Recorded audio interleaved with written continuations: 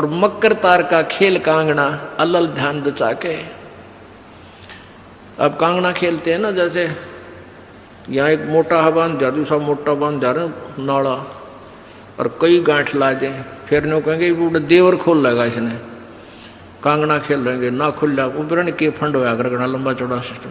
तो परमात्मा कहते हैं अब मकर तार का खेल कांगड़ा, छूट ना जाते हैं, छूट गया वो हार जाएगा।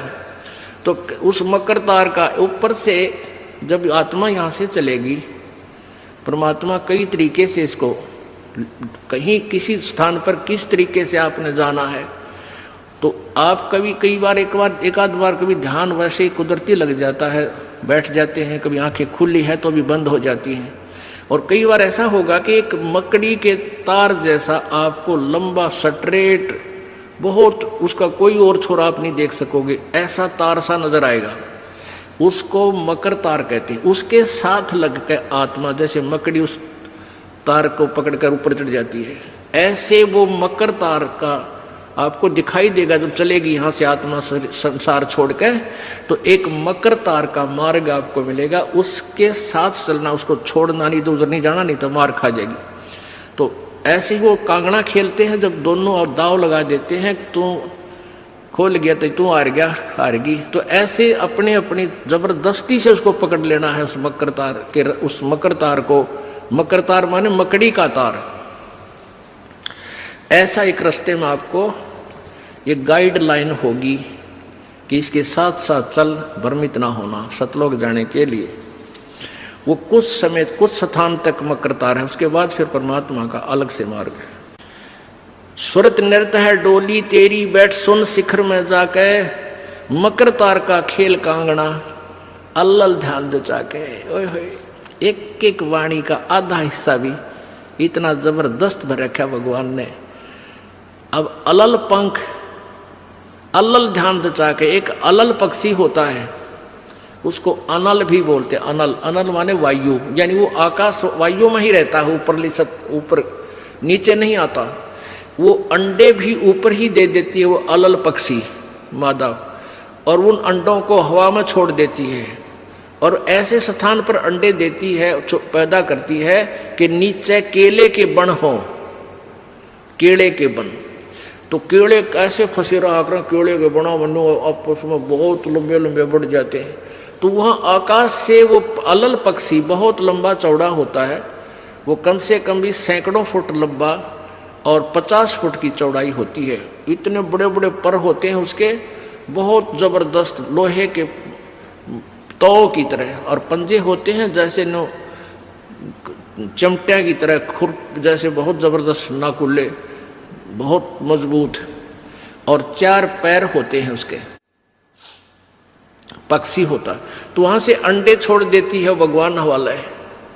अंडे नीचे आते हैं हवा की घर्षण से, वो परवरिश को यानी वो पक जाते हैं, और केले के अच्छे भारा भारा अंडे होते हैं, वो 2-2 दड़ी के, और ऊपर तो 1-1 दड़ी के, 5-5 किलो के, और ऊपर तो आते ही वो केलों के पत्तों पर आकर गिरते हैं। उन केलों को तोड़ते हुए सपीटते नीचे आते हैं। तो केलों पर गिरने से, उन केले पर गिरने से, उन पेड़ों पर, तो उसकी स्पीड कम हो जाती है, और तो केले को तोड़ता हुआ वो आसानी से आकर नीचे पड़ता है, और पड़ के फूट जाता है, उसमें से बच्चा निकल जाता है। वो बच्चा वहाँ फिर उस वन में घूमता है, फिरता है, चारा चरता है, और फिर कुछ दिनों में वो उड़ने लग जाता है, यानी परिपक्व हो जाता है, वो प्रफुल्लित हो जाता है, और वो उड़ उड़ कर देखता है, काफ़ी दूर तक उड़ता है, फिर वापस आ जाता है, 1-2 साल तक वही रहता है उस वन में। उन पक्षियों के साथ भी घूमता है, अपने मित्रों के साथ जो दूसरे पक्षी होते हैं, अन्य जीव जंतुओं के साथ भी घूमता है, लेकिन उनमें उसकी मित्रता नहीं रहती है, क्योंकि उसको पता होता है कि मेरे माता पिता ऊपर हैं, यहाँ नहीं है। पुण्यात्मा, ये बहुत ही उत्तम ज्ञान है और छुपा हुआ ज्ञान था, ये तत्व ज्ञान है। इसको समझाने के लिए बहुत से उदाहरण आपके समक्ष पेश करने पड़ते हैं, ताकि आत्मा अपने परमात्मा की तरफ आकर्षित हो जाए। आपने कैसे रहना इस संसार में, ये अलल पंखी के अलल पक्षी के बच्चों की तरह। अब वो यहाँ आए, यहाँ आसपास उस वन में पक्षी पशुओं के साथ रह रहे हैं, लेकिन उन एक पल भी वहाँ जाने को नहीं बोलते कि एक बार हम उड़न जोगे हो जावा, उसी दिन भाग जावांगे यहाँ से, हम जवान हो जावें तो उसी से में चल पड़ेंगे। तो जब वो युवा हो जाते हैं और खूब उड़ने योग्य हो जाते हैं, तो चलते समय कहते हैं 5 हाथियों को वो पक्षी अलल पक्षी ऐसे लटक, क्योंकि उन केड़ों के वन में हाथी के भी झुंड के झुंड होते हैं, वहाँ होते थे पहले समय में, तब बने ना रहे, तो वहाँ झुंड के झुंड हाथी होते हैं, नो एक दूसरे के सट के चला कर सैकड़ों की संख्या में, कई झुंड है। तो वो अलल पक्षी उनके ऊपर झपट्टा मारता है और उसके इतने तेज वो होते हैं 1.5 फुट के पंजे, और उनको ऐसे फंसा लेता है चारों हाथियों को, 4 हाथियों में, 5 और 5वें ने नोक मुंह के साथ, कहते 5 हाथियों को उठाकर वो अलल पक्षी आकाश में चला जाता है अपने माता पिता के पास, और फिर उनका आहार लेकर जाता है, वो आहार उससे उनसे करते हैं। तो अब आप यहाँ आए हो अलल पक्षी की तरह ध्यान रहे, एक पल भी वो पक्षी का बच्चा अपने माता पिता को नहीं बोलता कि मैं यहाँ का नहीं हूँ, मेरे तो ऊपर है माता पिता, और जब मैं यहाँ से जब जाने जोगा हो जाऊंगा 1 मिनट में चल पड़ूंगा। तो आप उस अलल पक्षी के बच्चे की तरह यहाँ अब तैयार हो, अच्छी खुराक खाओ राम नाम की, और मजबूत हो जाओ, और चलते समय इस राम नाम की कमाई लेकर ऊपर चलेंगे।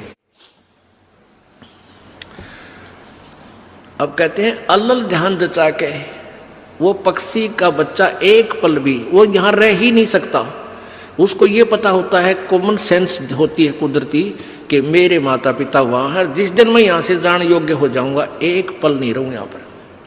तो ऐसे आपने ये हर दिन उस सतलोक में जाने का अलल पक्षी की तरह यू ध्यान लगा कर वो जचा कर रखनी है, इसको भूल नहीं पड़ने देना।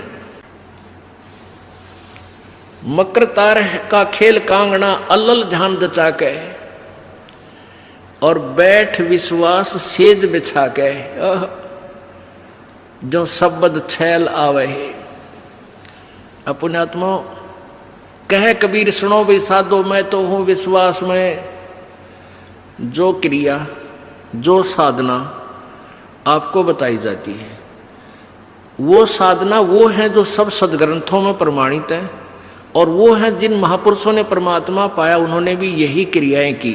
तो आप एक विश्वास रूपी सेज पे, जैसे दुल्हन होती है अपने पति के इंतजार में वो बैठ जाती है, तो ऐसे ही कहते तू अपना विश्वास रूपी सेज बिछा के इंतजार कर उस परम पिता के आने की। विश्वास तेरी सेज है, यानी तेरा विश्वास है तो मालिक आवेगा, और विश्वास नहीं है तो ही वहां से चला गया कि तो फिर पति कहाँ मिल जाएगा।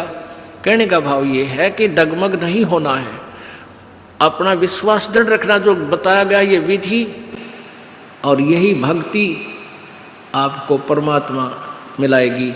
यानी शब्द छैल का अर्थ है वो अविनाशी परमात्मा, शब्द अर्थ अविनाशी को कहते हैं। अविनाशी परमेश्वर तेरा पति तुझे वहां लेने आएगा, और इस प्रकार हम परमात्मा पाएंगे। बोलो सतगुरुदेव। परम पिता परमेश्वर सर्व सृष्टि रजनहार कुल मालिक कबीर देव कबीर साहब अल्लाहु अकबर, ये वो समर्थ परमेश्वर हैं जो इस प्राणी को काल के जाल से छुटवा सकते हैं। ये वो समर्थ परमेश्वर हैं भाई जो गुरु बचन पे डट गे रकट गे फंद 84 के, कट गे फंद 84 के, रकट गे फंद 84 के। भाई जो गुरु बचन पे डट गे रकट गे फंद 84 के। वस्तु मिली ठोर की ठोर मिट गी मन पापी की दो।